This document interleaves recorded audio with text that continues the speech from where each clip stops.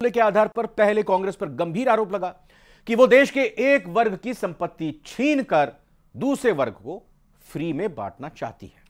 और अब कांग्रेस पर दूसरा गंभीर आरोप लगा है कि कांग्रेस तुष्टीकरण के लिए मुसलमानों को ओबीसी कैटेगरी में आरक्षण रिजर्वेशन देने जा रही है, जिस पर पीएम मोदी और सीएम योगी ने जबरदस्त हमला बोला है। आइए आपको यह रिपोर्ट दिखाते हैं।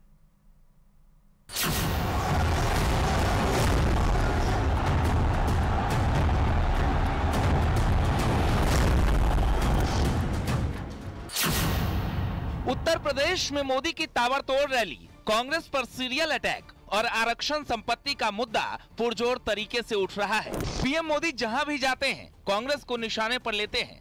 जब भी बोलते हैं संपत्ति के बंटवारे के मुद्दे को उठाते हैं और जनता के बीच संदेश दे रहे हैं कैसे दलितों, पिछड़ों और आदिवासियों का हक छीनने का षड्यंत्र रचा जा रहा है।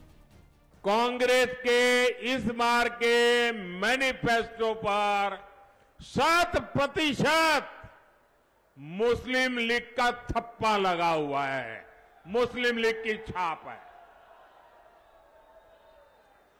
कांग्रेस का पूरा मैनिफेस्टो सिर्फ वोट बैंक को मजबूत करने के लिए समर्पित है। समाजवादी पार्टी और कांग्रेस दोनों की एक ही प्रकार की सोच है।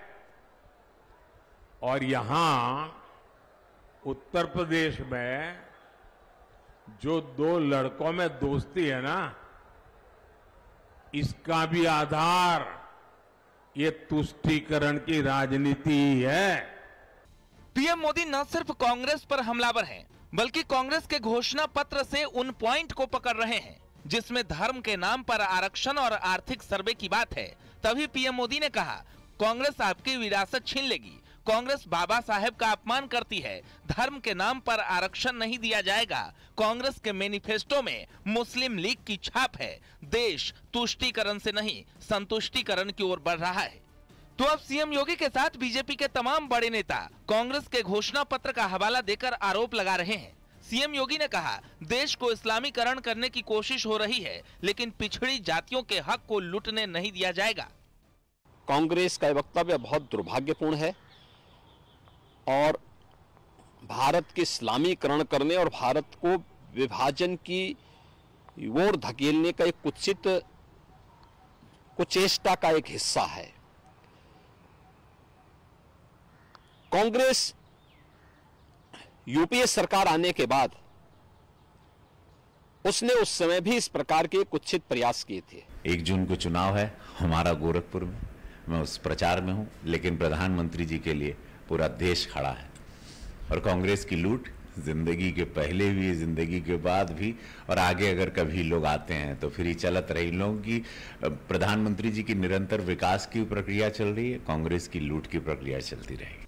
तो वहीं मायावती ने भी आरक्षण और विरासत टैक्स पर सवाल उठाए। उन्होंने कांग्रेस पर निशाना साधते हुए कहा, जहां तक उत्तर भारत में संपत्ति और सरकारी भूमि वितरण आदि से जुड़े मामलों में दलितों, वंचितों के लिए न्याय का सवाल है, तो इनकी सरकारों की सही नीयत के अभाव के कारण यहां गरीबी, पिछड़ापन, पलायन की विवशता आदि दूर नहीं हो पाई। कांग्रेस को उसकी ऐसी दागदार विरासत से मुक्ति मुश्किल। यानी न सिर्फ बीजेपी बल्कि अब बीएसपी ने भी कांग्रेस के घोषणा पत्र पर सवाल खड़े किए, जिसका असर चुनाव में भी देखने को मिल सकता है। Bureau report, news 18।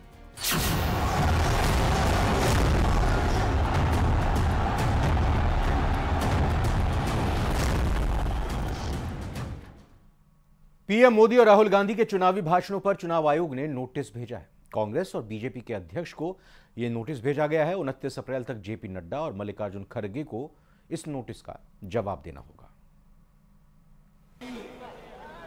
आप सुबह उठते हो, ये लोग फिर से पटिया वाले की। बीजेपी के अध्यक्ष को नोटिस भेजा गया है इलेक्शन कमीशन की तरफ से, और प्रधानमंत्री मोदी और कांग्रेस नेता राहुल गांधी के बयानों पर जवाब मांगा है। एक ब्रेकिंग न्यूज आ रही है, जयपुर से बड़ी खबर है। पीसीसी के सेंटर वॉर रूम में एक बैठक हुई है। कल होने वाली मतदान की तैयारियों को लेकर यह महत्वपूर्ण बैठक ली गई है। पीसीसी चीफ गोविंद सिंह डोटासरा ने यह बैठक की है। दूसरे चरण में बंपर मतदान को लेकर कार्यकर्ताओं को निर्देश दिए गए हैं। तो तैयारी हर तरफ, हर राजनीतिक दल, हर प्रत्याशी अंतिम दौर तक कर रहा है। बीजेपी की भी इससे पहले महत्वपूर्ण बैठक हुई मुख्यमंत्री जिसमें शामिल हुए थे। अब जयपुर में कांग्रेस सेंट्रल वॉर रूम में बैठक हुई है जिसमें पीसीसी चीफ गोविंद सिंह डोटासरा ने यह बैठक ली और दूसरे चरण में यानी कल होने वाली 13 सीटों के मतदान के लिए, राजस्थान में 13 सीटों के लिए होने वाले मतदान को लेकर कार्यकर्ताओं को दिशा निर्देश दिए गए किस तरह से बंपर वोटिंग कराई जाए और कांग्रेस के समर्थन में यह वोटिंग।